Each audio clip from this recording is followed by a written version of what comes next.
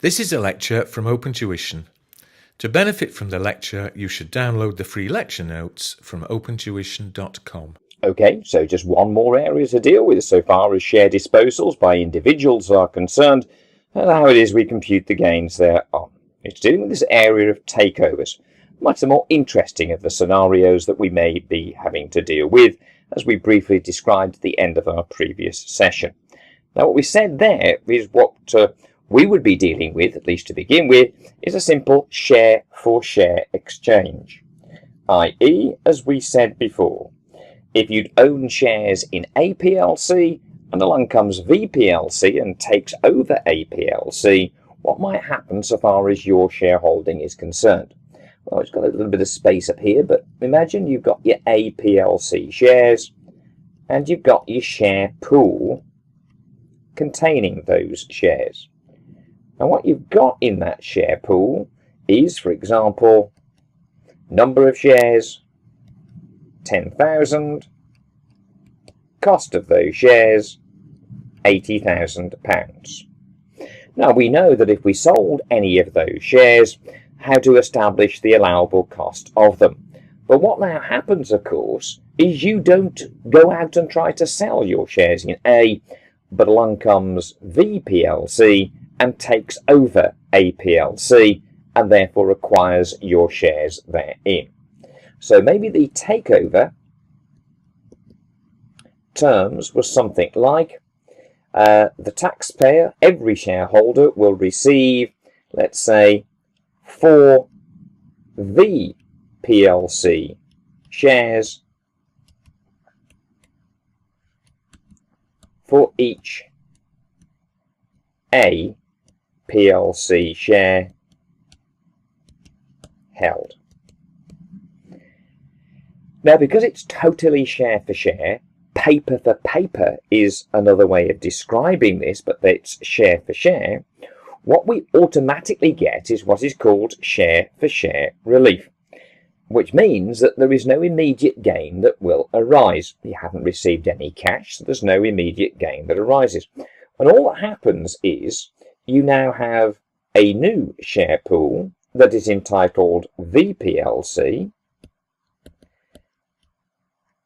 and you record how many V plc shares you own. Well, you owned 10,000 A's, you received 4 V plc shares. We don't have to be Einstein to work out that that therefore means that you'd have acquired 40,000 shares in V, and they acquire the original A plc share cost of £80,000. So at the time of takeover, all that's happening at the top of your share pool, you're scrubbing out the name of A plc and putting in V plc. You're changing the number of shares from 10,000 to 40,000, as it's a 4-for-1 takeover here. But those 40,000 shares are still deemed to have the same share cost as that which had arisen for A. So should you then sell, which would be the object of the question, of course, in your exam, any of those V plc shares, you now know what their cost would be. As you can see, £80,000 of cost on 40,000 shares. They're effectively deemed to have cost £2 per share, as it's a pool and you take an average cost basis. So, where the takeover is share for share, this paper for paper, the shareholders of the company take it over, acquire shares in the acquiring company. This normally does not constitute a disposal for CGT purposes. As we said, no cash is received. If we do get cash, then there will be a capital gain to compute, and we'll see that in just a short while. But here, the taxpayer simply acquires the shares in the takeover company, that was V plc here, on a proportionate basis, 4 shares in V for each A share held, to the shares held in the existing company. The new shares are deemed to have been acquired at the same cost as the original shares. So now 40,000 shares in V still deemed to have cost the A plc share cost of £80,000. And from that point on, you deal with it like any other share pool. If you bought more shares in V, you'd add them into this share pool. If there was a bonus issue, if you had like 1 share for every 10 shares held, you own 40,000 shares, you get another 4,000 shares. As a bonus issue, there'd be no additional cost. If it's a rights issue, 1 for every 10 held, you get another 4,000 shares. And if it's a rights issue, what did you pay for each of those shares? If it was for your 4,000 shares, say £4 a share, it'd be another allowable cost of £16,000, just as we did in that first session together. So to make life a wee bit more interesting, what happens? What we may get is more than one type of share being acquired. And this is the standard situation for an exam question. You will receive both ordinary shares in the acquiring company and preference shares. So what that now means is that whatever share cost you had in your original company, there 80,000 in that example, needs to be divided between the two types of share that you're receiving, your ordinary shares and your preference shares. How are we therefore going to split that original share cost, here it was 80,000 in our example, between the two types of shares now that we acquire in VPLC, for example, as we've said, ordinaries and preferences? Very simply, we divide it according to the market values of the shares that we now receive. So, in our note here, more than one type, ordinary and preference shares, are acquired in the takeover company. Then the cost of the original holding, there was our £80,000, is attributed to the different components of the new holding on a basis of the market values of the new holding. How much are the ordinary shares worth? How much are the preference shares worth? And split your cost accordingly. Thus, if a shareholder acquired on takeover £300,000 of ordinary shares in the takeover company and £100,000 of preference shares in the takeover company, they would acquire, these shareholdings would acquire, well, as you can see, 300,000 plus 100,000, that equals 400,000. Therefore, the ordinary shares would acquire 3/4 of the original share cost, and the preference shares would acquire 1/4 of the original shareholdings costs. As we said, those costs would then be used for any subsequent gain arising on any sale of either the ordinary shares or the preference shares there, and for that we can see example 4 below. Now, as I said to you, this is known as share for share relief, and this treatment is automatic. So you don't have to claim it. Most reliefs, as we'll go on to see in our next chapter, that if you want them, you have to claim them. But here we have a relief that will automatically apply. But if for whatever reason you do not want to take that share for share relief, you don't have to.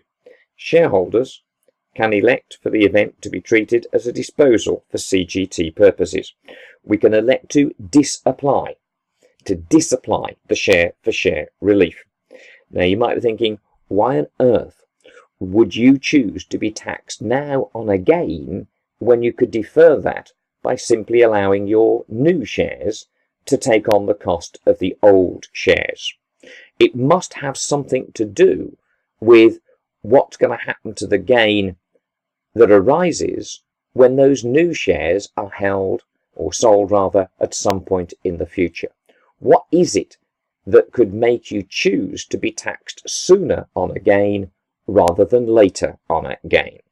Well, the main point, and it's something that we'll appreciate rather more once we've done our next chapter on Cgt Reliefs, it's such that something called Entrepreneur's Relief, which we mentioned, of course, in our first sessions on CGT, we dealt with that in chapter 12, where we said that the Entrepreneur's Relief tax rate was 10%. And that's as low a CGT rate as you can get. Now that might be available now on your original shareholding. The shares that you own in your original company are qualifying shares for purposes of Entrepreneur's Relief.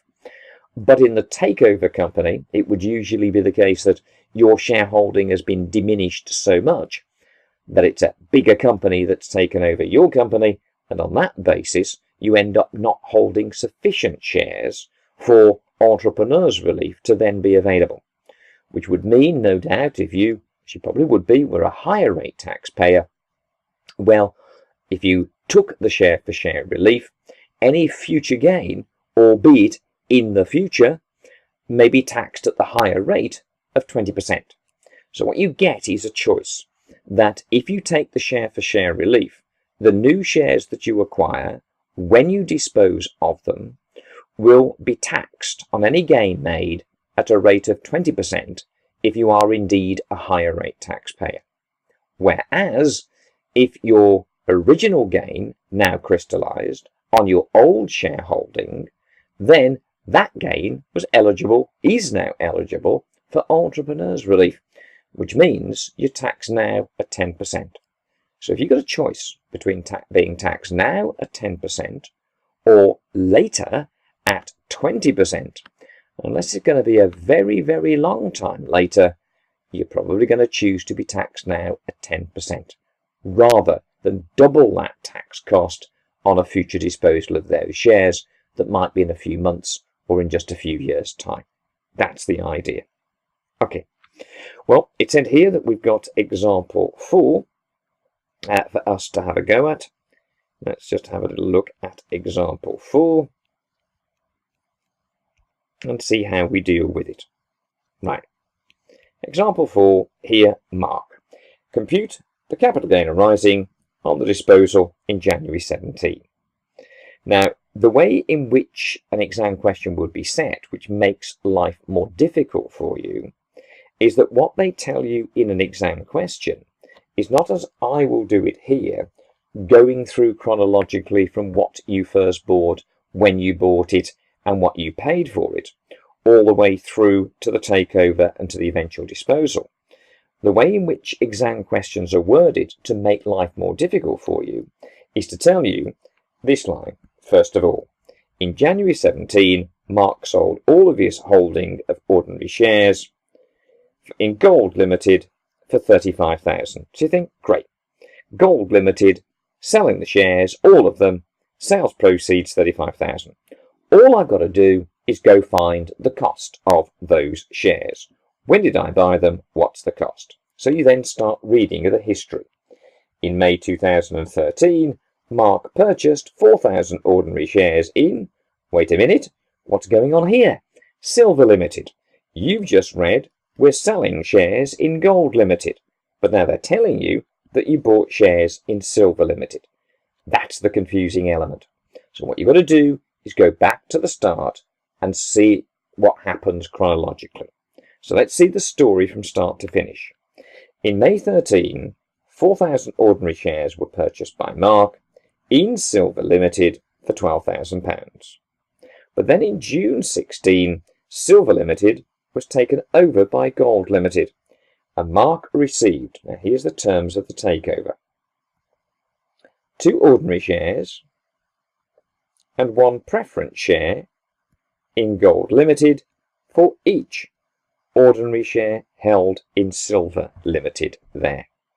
So what we see, it is a share for share takeover, so no immediate gain will crystallise unless the taxpayer elected for that to happen, i.e. to disapply this share for share relief.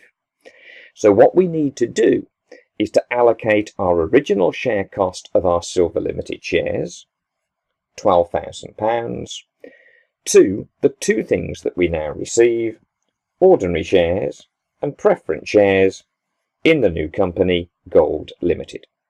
And how do we do that? Based on the market values of what it is we receive from Gold Limited for the terms of the takeover. So immediately after the takeover, the ordinary shares in Gold Limited were valued at £5, and the preference shares in Gold Limited were valued at £2. Now, various easy ways of doing this. It may take a little longer, but probably the easiest and most straightforward way is to do this. To record the open market value of what you receive in the takeover company. Now, what you receive in Silver Limited is a combination of ordinary shares and preference shares. And we established the market values of what we received. Right, our ordinary shares. What we originally owned, if we take out some of this writing from before, what we originally owned was 4,000 ordinary shares in Silver Limited that had cost £12,000. At the point of takeover, that is what we owned. So what do we then receive in relation to those 4,000 ordinary shares in Silver Limited? What do we receive from gold? Well, here was that information. We receive 2 ordinary shares and 1 preference share. Right, the ordinary shares. So, in Silver Limited, we had owned 4,000 shares. How many ordinary shares do we get in gold? 2. And what is the value of each of those ordinary shares in gold when the takeover occurs? They were valued at £5 per share. So the market value of the ordinary shares in gold limited received will be 4,000 shares times 2 shares per share held in silver will receive 8,000 shares in gold valued at £5 a share. So that's a total of £40,000. Use the same technique for your preference shares. What had we held in silver? 4,000. The terms of the takeover were 1 preference share for each share held in Silver Limited, so times 1. What were they worth at the time of the takeover? £2 per share, so times 2. So 4,000 times 1, 4,000 shares of course, times £2 is 8,000. So the total market value of what we have received in Gold Limited is £48,000 worth of shares. And we use those market values as a basis for dividing out the cost of the shares that we did go out and purchase our Silver Limited shares. And that cost, as we see there, was £12,000. So at that point, though no gain crystallised, we had a share-for-share transfer, share-for-share relief automatically applied. We could now allocate that cost of £12,000 between the 2 securities acquired, ordinary and preference shares in gold, on a basis of those market values. So we've got, going to the ordinary shares, 40,000 out of 48,000 times 12,000. Do it through your calculator. 40 over 48 times 12 will hopefully be 10,000. 8,000 over 48,000 times 12,000, same exercise. That will be the amount of cost going to the preference shares, and that will be 2,000. Just make sure that adds back. Yes, 10 plus 2 is £12,000. So there we go. We've now got the critical information. What are the cost figures that we're deemed to have acquired our ordinary shares in gold at? £10,000. And what is the cost that we're now deemed to have acquired our preference shares in gold at? £2,000. What we've then got to do is to follow that forward. What then happened in January 17, Mark sold all his holding of ordinary shares. So we now know that the cost of those ordinary shares, £10,000. How much are we selling those shares for? £35,000. Well, you don't need me to write that out for you. That's going to be proceeds of 35 less a cost of 10. That means a gain of £25,000 will arise on the disposal of his Gold Limited ordinary shares. Okay, if needs be, you can have a look at the answer in the back to make sure that you are happy with that. Or otherwise, we continue on to just one further situation that may arise, and that is where at that time of takeover, there is a mixed consideration, but not now this time just different types of share, but this time some cash is involved. And if cash is involved, then that will mean that at that time of takeover, there will be a gain then to be computed. So, if needs be, do pause at this particular point. have a little look through the answer in the back to example 4, and then we will move on to look at what happens when we receive cash.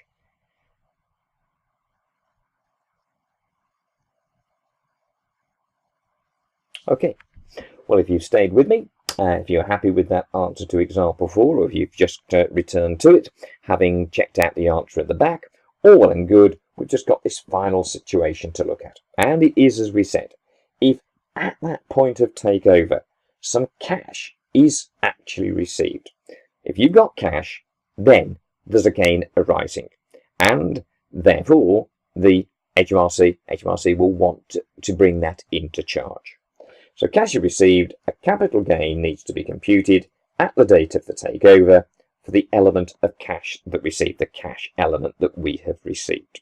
Right, so for that, we see example 5. And it's going to be nothing really new here, just a slight variation on the working that we did a moment ago. Right, using example 4, what difference would it make if Mark received a takeover? Now remember, what he'd owned was 4,000 shares in Silver Limited, and they had cost £12,000. 4,000 shares there that had cost £12,000. So what's the difference this time? The difference this time, as we can see from the question here, is that the terms of the takeover were, again, 2 Gold Limited ordinary shares valued at £5 each, but this time £2 cash for each share in Silver Limited. So it's the same technique. You're going to list out the open market value of what you received. That was a combination of ordinary shares and cash. And then you're going to use those values as a basis for splitting out the original cost of your Silver Limited shares, which is still £12,000 there. So list out, therefore, what were their market values. Ordinary shares.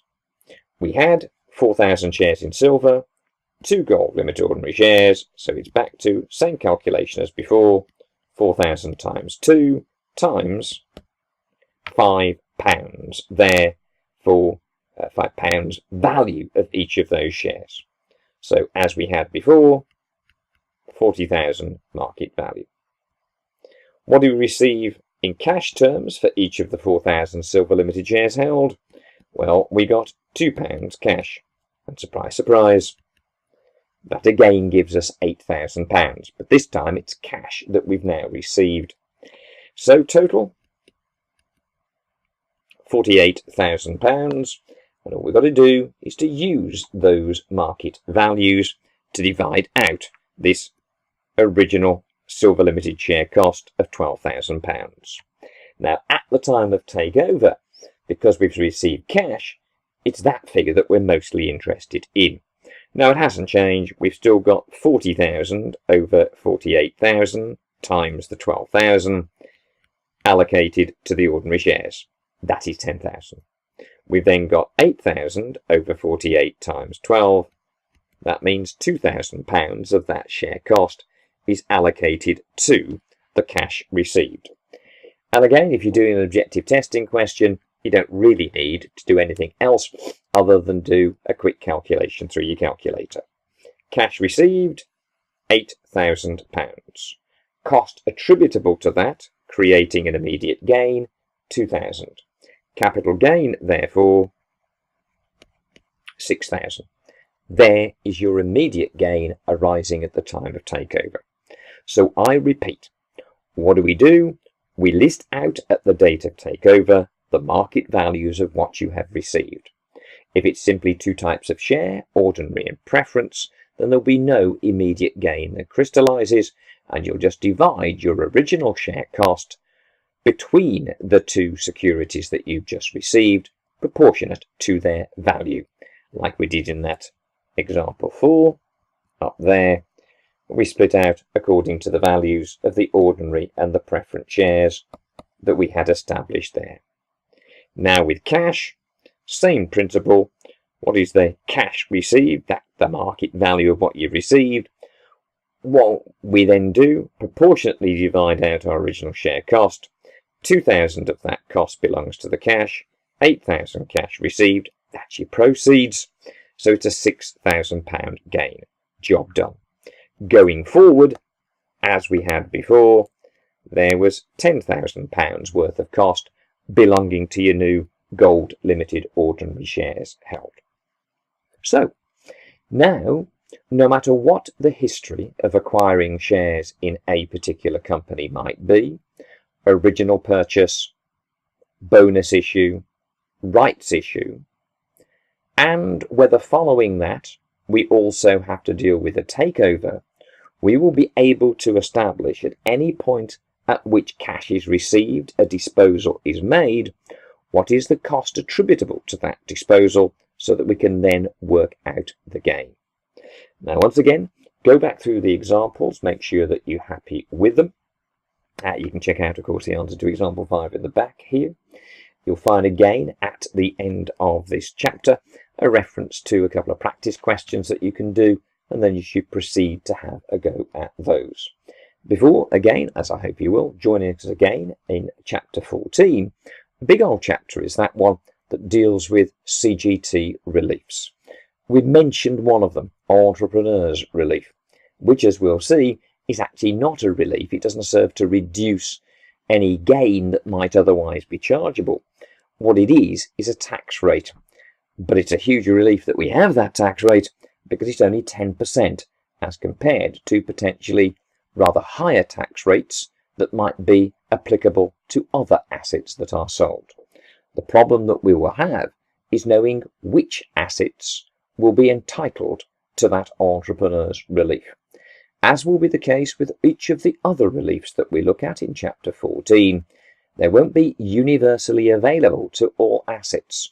Part of the problem that you have is not just learning the technique of how to deal with the computational side of the relief, but what is implicit here is that you must learn which assets, when disposed of, are eligible for the reliefs. But all of that awaits us, of course, in chapter 14.